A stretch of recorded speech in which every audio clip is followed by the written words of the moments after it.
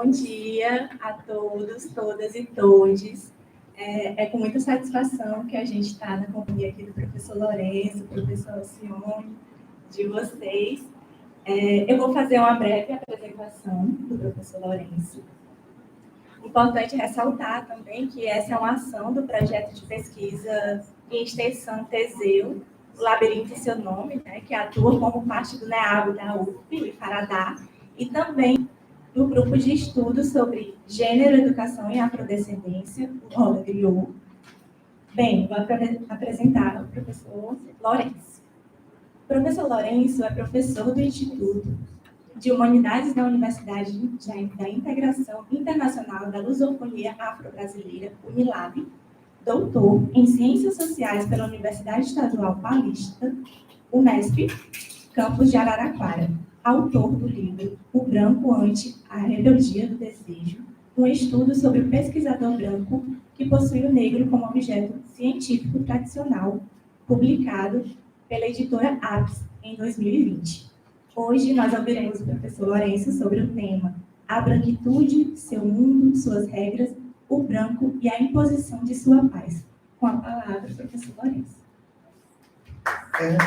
Muito obrigado. Eu espero que tenha aplausos no final da fala, mas pelo menos já está garantido. Eu sou corintiano também, né? E o Corinthians ganhou de 1-0 ontem, então tá valendo. Mas eu não ligo tanto pro Corinthians, mas você vê que eu não sou tão corintiano assim, mas sou, né? Aliás, sou corintiano, meu pai falou, na minha casa todo mundo é corintiano, só tem um irmão que virou São Paulino. Puxa, São Paulino é realmente irmão rebelde, mas é isso. Um prazer estar aqui com vocês, um prazer encontrar o Alcione, grande amigo Alcione. A gente não se encontra tanto porque o Alcione é um cara difícil, né? Difícil, tal. Vamos falar que agora dá para se comunicar com ele por e-mail, estava pensando em se comunicar com sinal de fumaça, né? Uma das primeiras comunicações, mandar carta, mas e-mail ele falou que funciona. Mas funciona mais ainda se eu me inscrever no curso da Alcione, né? Eu vou ter que me inscrever no curso dele, no grupo de pesquisa, para a gente se comunicar mais, para que a gente não fique 10 anos sem se ver, né? Mas eu acho que o nosso próximo encontro vai ser em meses. Um prazer estar aqui com vocês. O título da minha fala, a Gabriela já apresentou, A Branquitude, Seu Mundo, Suas Regras, e o Branco e a Imposição da Sua Paz. Esse título sugere a violência que tem ocorrido historicamente contra, principalmente, jovens negros homens. E crianças negras homens, principalmente, são assassinadas pela polícia e estão assassinadas pelo Estado. E esse Estado pode ser mãos negras, mas mãos negras, cabeças brancas, porque o Estado é branco. E o Estado pode ser também cabeça negra, porque na Bahia, em Salvador, está tendo muita morte e a cabeça é negra. O Jerônimo, né? O governador da Bahia é o Jerônimo. Ele é negro. E continua com essa prática de mortandade, como o governador do Rio de Janeiro, que é direita, ultradireita. O Jerônimo, nós pressupomos que ele seja esquerda, um negro de esquerda, que já vem de uma tradição que vem do Jacques Wagner, que vem do ministro da Casa Civil, que tem essa política de extermínio de jovem negro, crianças negras, aí você pega também mulheres negras, e você pega também os brancos pobres. Mas o foco é jovens negros. Então, a inspiração desse título foi isso, foi essa indignação.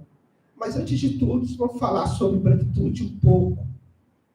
Para falar sobre branquitude um pouco, eu sugiro que daqui a 8 meses, vocês leem o trabalho da Gabriela, onde nós participamos da qualificação, e ela já está com o trabalho encaminhado, que ela faz o panorama dos estudos sobre branquitude. E ela já traz uma certa novidade, que é a branquitude do Nordeste, que é até uma crítica ao meu trabalho, que é uma branquitude do Sudeste. Então, se vocês quiserem saber sobre branquitude, leiam a Gabriela daqui a 8 meses. Eu acho que daqui a 8 meses estará disponível, porque teve a qualificação, ela foi muito bem na qualificação, então eu recomendo. E eu tenho, pelo prognóstico, porque sociólogo, historiador não faz profecia, né? Mas pelo prognóstico, pelo que ela mostrou até aqui, a tendência é que esse trabalho seja aprovado, que seja muito bom. Então, leiam o trabalho da Gabriela, que eu já recomendo, e eu pressuponho que o professor Alcione também recomenda, porque ele é orientador e está orientando muito bem. Então, não vamos esquecer das pratas da casa, Gabriela. Agora, eu não sei se tem outros trabalhos sobre branquitude na Universidade Federal do Piauí, né? Não sei. Lá no Ceará, tem a Lia Aquino, que também está fazendo sobre a branquitude no Ceará. Então, são trabalhos interessantes porque acabam criticando os meus trabalhos, que é a branquitude no Sudeste. Então, eu indico que ele critica. Eu fico um pouco, né? Trabalho é bom, então uma crítica, né? Uma crítica bem feita. Então, né? Então, eu não fico chateado com as críticas, né? Então, indico. Quando a crítica é boa, se a crítica não for boa, aí eu não indico mesmo, não. Então, branquitude. Vamos pensar a branquitude como falar do branco, pensar o branco. O que era muito popular e que ainda é muito popular. Falar do negro, negritude. Negritude, nos anos 1990, tinha um grupo de pagode chamado Negritude Júnior. Não sei se ainda existe, se eles se recolocaram. Eu acho que não se recolocaram. Aliás, eu não sei. Eu acho que eles podem ter se recolocado sem um vocalista que é o Netinho. Então, Negritude Júnior, jovens negros na época, 1990, que está se colocando como estética, como beleza, como qualidade musical, no sentido de pagode ou de samba. Então, de valorização do negro, negritude. Negritude é um grupo de negros. Um grupo de negros. Tinha até um negro de pele clara, ou de repente um branco, mas é um grupo de negros. O vocalista principal é o negro. A pessoa que criou o grupo é o negro. Então, é um grupo de valorização do negro. Então, negritude. E também, naquela anos 90, tem um grupo chamado Raça Negra. Então, valorização do que é ser negro. E branquitude. Branquitude era uma palavra totalmente desconhecida quando eu comecei a pesquisar em meados de... Eu comecei a pesquisar 2008, 2006, mas eu me deparei com essa palavra em 2002, influenciado pela Maria Aparecida da Cida Bento. Mas podemos dizer que eu comecei a pesquisar academicamente em 2006, 2007, quando eu comecei o meu mestrado. Aí eu defendo o mestrado em 2008. Então, branquitude é totalmente desconhecido. Hoje, eu acho que já se tornou uma palavra que está na boca das pessoas. Uma palavra que está na boca das pessoas por causa das redes sociais, com diversos significados. Então, vamos pensar a branquitude, como a gente já falava há muito tempo. Se o negro significa um pertencimento, uma identidade, uma nomeação racial, ou racial étnica, raça e etnia, aí depois vocês se aprofundem o que é raça, o que é etnia, e tem um texto do Kabengele Munanga sobre conceitos, raça, etnia, aí Aí vocês procurem esses textos, raça e etnia. Tem um texto da Nilma ali no nome, raça e etnia. Então, se o negro é uma raça, etnia, raça geralmente é associado ao negro, etnia geralmente é associado aos povos originais, raça geralmente é associado ao fenótipo, à corporeidade, etnia geralmente é associado à cultura. No conceito raça está a cultura e no conceito etnia está o fenótipo. As coisas estão sempre juntas, mas em termos didáticos, em termos de quem escolhe. E quem inventa isso tudo são os brancos. São os brancos que raça, etnia, tudo, nomeação dos brancos. Então, se eu sou uma raça, uma etnia, enquanto negro, você branco também é. Porque o branco, a raça negra, tem até um grupo de samba, raça negra. Então, se eu sou raça, etnia dos povos, etnia dos povos guaranis. Então os povos originais têm essa marcação, têm essa nomeação. E os brancos não. Então, a branquitude, se eu tenho raça, se eu tenho etnias, se eu posso ser classificação social, se eu posso ser classificado dessa maneira, o branco também pode. Porque da maneira que a gente pode entender branquitude. E branquitude a gente pode entender também como uma identidade branca que é diferente da identidade negra. Uma das identidades negras nós podemos chamar de negritude. Negritude é uma identidade negra positivada, ou seja, mas negritude é o negro que criou essa ideia, o conceito negritude. O conceito negritude é um conceito que vem depois do conceito negro.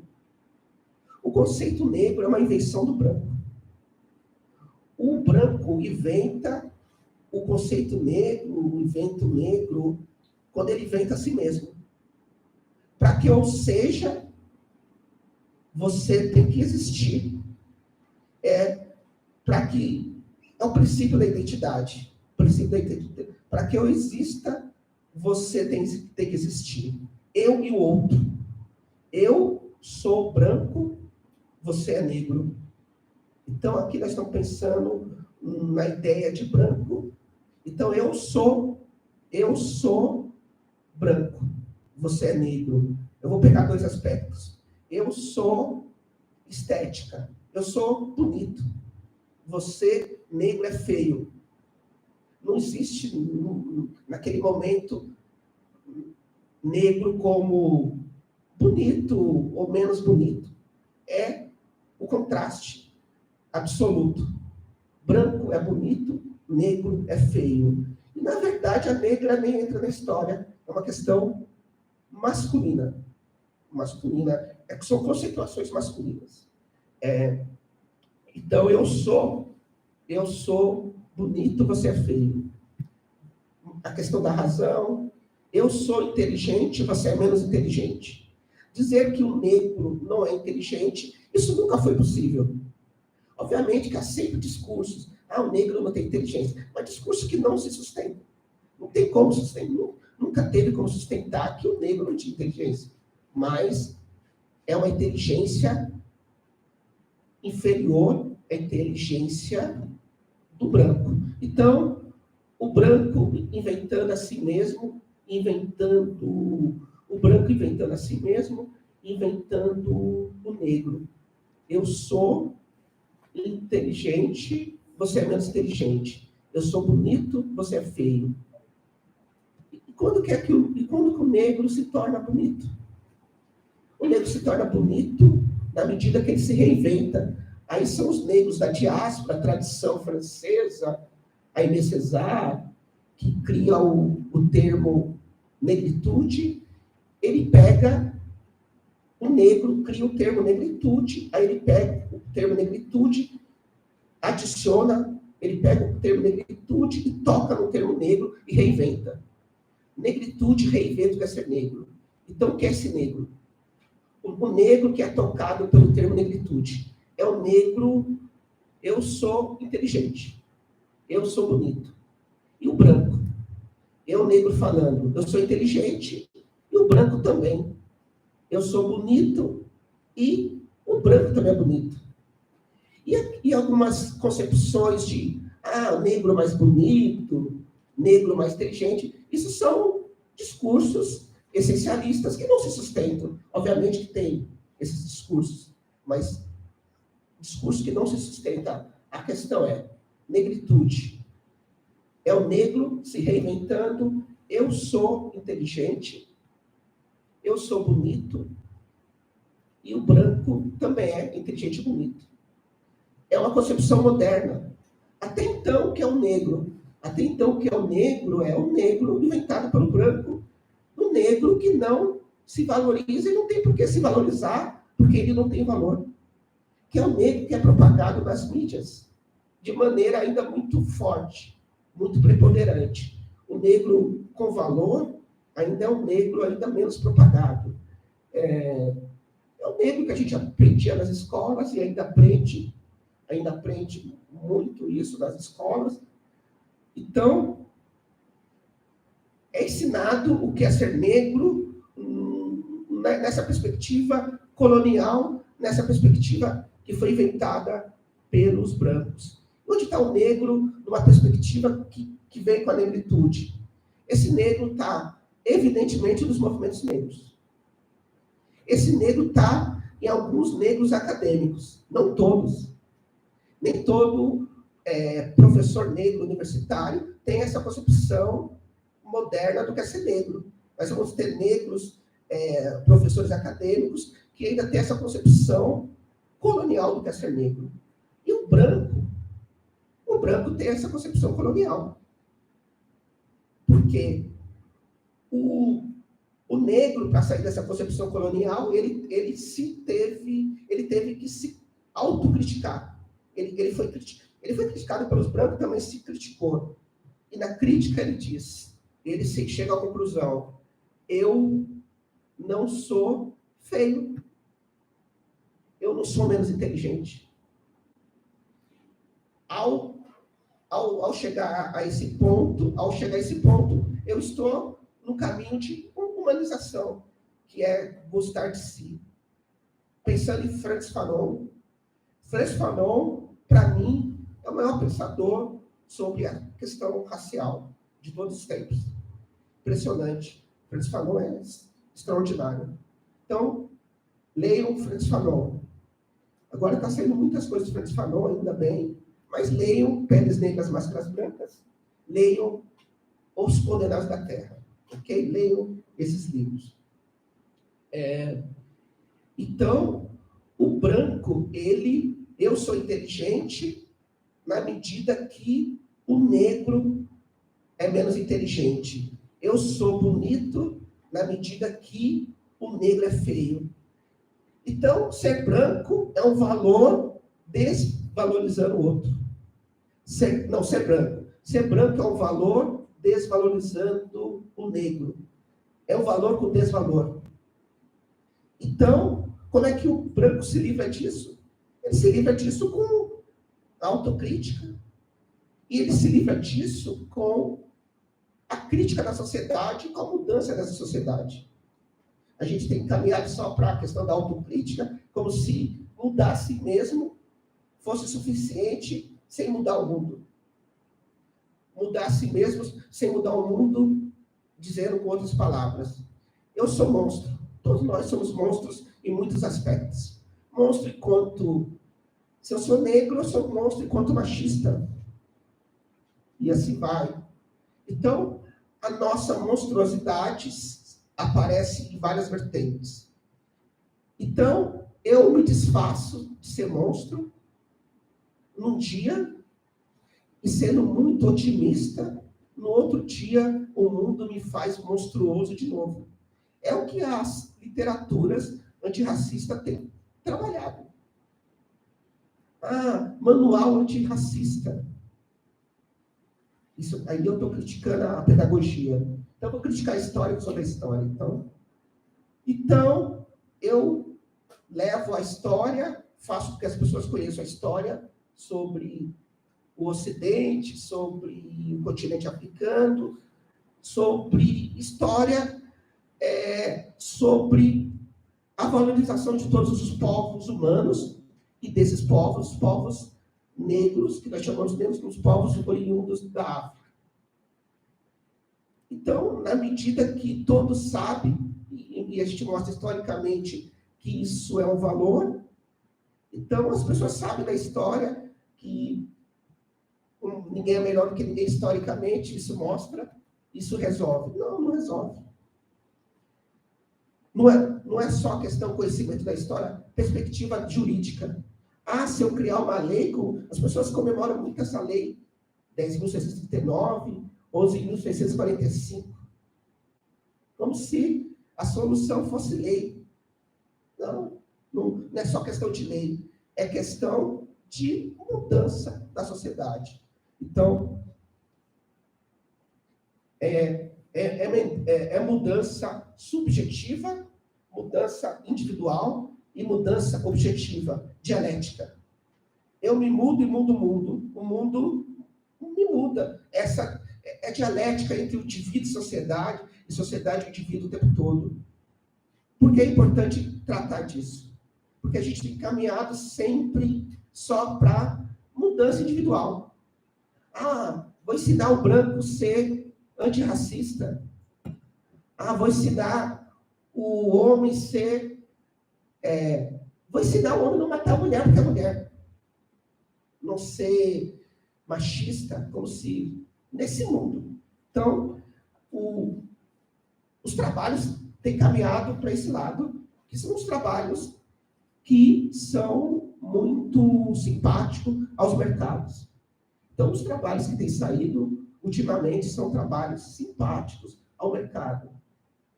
Então, temos que prestar atenção que só é o foco da subjetividade.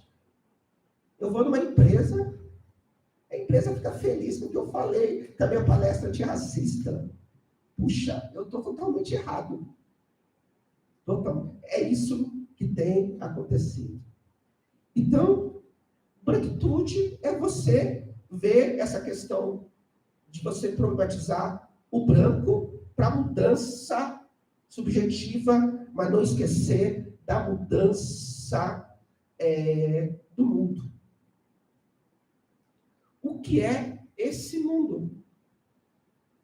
O que é esse mundo?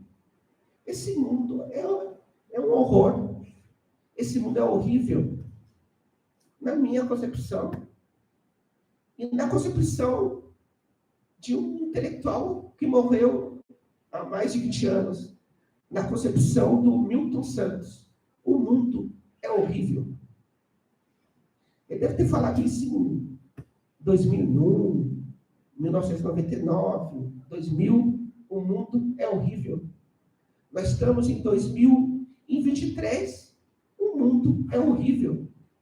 E a gente vai ficando só com cursos de capacitação para eu deixar de ser racista, para eu deixar de ser machista, e continuamos nesse mundo horrível. Um mundo que crianças negras são mortas porque são crianças negras. Que jovens negros são mortos porque são homens negros. No mundo que mulheres negras são mortas porque são mulheres. Mulheres negras são mortas porque são mulheres mortas por homens brancos e por homens negros. É um mundo horrível. E nesse mundo, nesses estudos que nós estamos tratando, os estudos têm caminhado para esse lado individual, subjetivo, e têm esquecido de alguns pontos fundamentais. Um ponto fundamental foi que eu estava conversando com o Alcione, ele estava falando que o Piauí tem Teresina, né? É uma cidade que tem grande desigualdade, grande desigualdade aqui em Teresina. O Brasil é um país que tem grande desigualdade. Grande desigualdade. Os estudos sobre branquitude, os meus estudos também, a Gabriela me fez ver isso, eu não gostei de ter visto isso, né? O que nós temos trabalhado nos estudos sobre branquitude? Nós temos trabalhado uma perspectiva de poder, aqui eu vou falar do poder, e colaborar com a Gabriela nessa reflexão sobre o poder. Os estudos sobre branquitude, como é que eles têm trabalhado, ou eu tenho trabalhado, de maneira preponderante, a questão do poder. Tem trabalhado numa questão Foucaultiana. O poder está em todo lugar. Microfísica do poder. Ok, o poder está em todo lugar.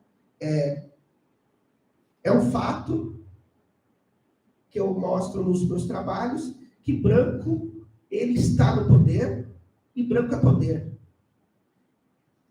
É evidente, isso mostra nos meus trabalhos, em outros trabalhos, que ser branco pobre faz com que você tenha vantagem em relação ao negro pobre.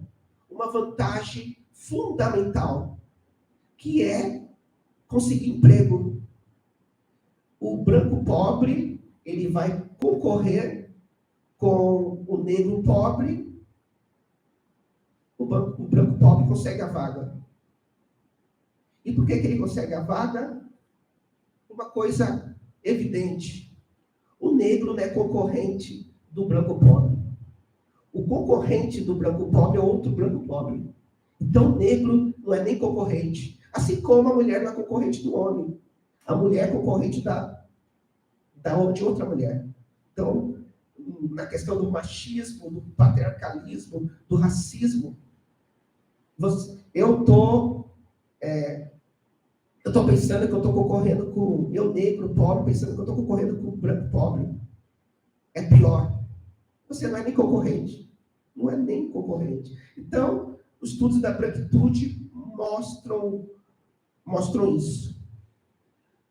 Aqui, que é uma questão gravíssima. Uma questão gravíssima, porque nós estamos num mundo que mercado de trabalho está diminuindo. O mercado de trabalho está diminuindo, o trabalho humano não acaba, mas determinados trabalhos estão diminuindo, então há mais pobres desempregados. Classe média desempregada, não fala dos pobres. Há mais desempregados. E nesses mais desempregados, aqueles que continuarão desempregados são os negros, homens negros, e mais as mulheres negras. Então, os estudos já mostram isso. Isso é gravíssimo. E o emprego é sobrevivência. É sobrevivência. Então, isso a gente já tem trabalhando na perspectiva Foucaultiana. Isso a gente tem trabalhado. Mas está faltando retomar a perspectiva de Marx, Karl Marx. A perspectiva de Frantz Fanon, marxista. A gente tem colocado Frantz Fanon como pós-colonial, decolonial. Frantz Fanon serve para tudo. Frantz Fanon me influencia demais. É impressionante. Você escreve um livro de receita, eu coloco Frantz Fanon no nome. Mas também, vamos com calma, né? Vamos com calma. Aí a gente trabalha Frantz Fanon e esquece e omite revolução. Frantz Fanon é revolucionário. Clóvis Moura a gente nem trabalha. Não vamos nem trabalhar Clóvis Moura, porque está difícil chamar Clóvis Moura de pós-colonial, decolonial. Então, esquece Clóvis Moura. Angela Davis. Como é que pode ter livro com uma frase da Angela Davis? Título de um livro de uma autora branca, com a frase, não basta ser racista, precisa ser racista. Que babaquice, né? Babaquice é muito acadêmica, né? Mas que coisa, né? Puxa, que... Angela Davis é revolucionária, você vai ficar com essa frase dela, não basta ser racista, precisa ser antirracista. Angela Davis diz que os Estados Unidos não servem como referência para o mundo. Porque os Estados Unidos é capitalista e Angela Davis é revolucionária. Todo mundo fala de Angela Davis, e tira a revolução de Angela Davis. É um absurdo. E ela está aí, Angela Davis está aí. Ela pode reclamar. Vamos conhecer Tomás Sankara. Procure Tomás Sankara, revolucionário africano. Então, perspectiva fanoniana, marxista fanoniana. Aqui, perspectiva fanoniana, marxista fanoniana, que é onde eu me encaixo. Perspectiva revolucionária, desigualdade, perspectiva de poder, uma perspectiva fanoniana, marxista, fanoniana marxista. O poder é o poder do Estado. O Estado é o que tem o uso legítimo da força, e nesse uso legítimo da força, eu mato criança negra. Eu mato homem negro jovem. É o uso legítimo da força.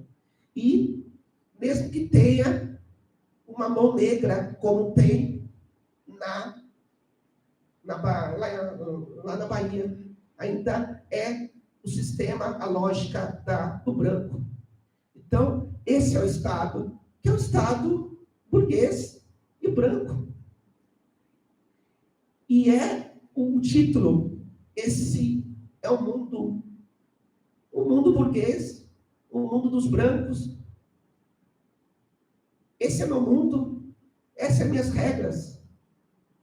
E as minhas regras eu mato criança negra, eu mato jovem negro e ganho com isso.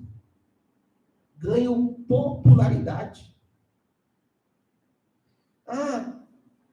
A minha popularidade está em baixa, aí mato crianças negras, jovens negros, para aumento de popularidade, prática da esquerda absurda, que tem sido feita na Bahia, isso é um absurdo, prática da direita, e prática evidente da ultradireita. Tenho 2 minutos, né? Vamos falar um pouco do Níger. O Níger é um país da África, do Sahel. Sahel fica na região da África que está próximo do deserto Saara, e está na divisa entre o deserto do Saara, que você vai para o norte, e abaixo tem as florestas. As florestas. Então, o Sahel é uma região intermediária, e lá nós temos o Níger, que os militares fizeram uma revolta contra o domínio francês. E como é que eles fizeram isso se eles são um país independente? Fizeram isso porque o presidente, o chefe de Estado que está lá, chefe de Estado, chefe de governo que estava lá, ele é uma espécie de fantoche. Aliás, espécie, eu estou sendo muito simpático. Ele é fantoche da França. França que está falida. Na França, a moeda corrente não é o franco. Na França, a moeda corrente é o euro. E no Níger, a moeda é o franco. Então, para que a França fabrica franco? Hoje em dia, fabricar dinheiro não é necessariamente você fabricar material, fabricar papel. Pode ser uma transação digital, que é uma transação digital, mas essa transação digital é feita pelo Banco Central da França. Então, o franco, que é produzido no Banco Central da França, não serve para a França, serve para o Níger. É um absurdo. O Níger que tem reservas de urânio. O Níger que a população está em pobreza. O que é o Níger? O Níger são negros africanos. E quando nós chamamos de negros, somos nós ocidentais que deram o nome deles negros. Nós negros, de fora, chamamos eles de negros, porque isso foi invenção nossa. Vocês são negros africanos. Eu não preciso ser negro, né? Mas, agora, vocês são negros africanos. Então, são negros nigerianos que têm que negociar com Franco do branco francês. Essa é a branquitude no contexto global. Então, até numa questão de autocrítica, nós temos que ir para os estudos, para além dessa pós-modernidade, decolonialidade, e resgatar os contextos globais, os contextos econômicos e políticos, a perspectiva marxista de Fanon, Thomas Sankara, Angela Davis. Não precisa ficar usando a camisa com a frase da Angela Davis. Leiam Angela Davis, né? E parem de invisibilizar a revolução.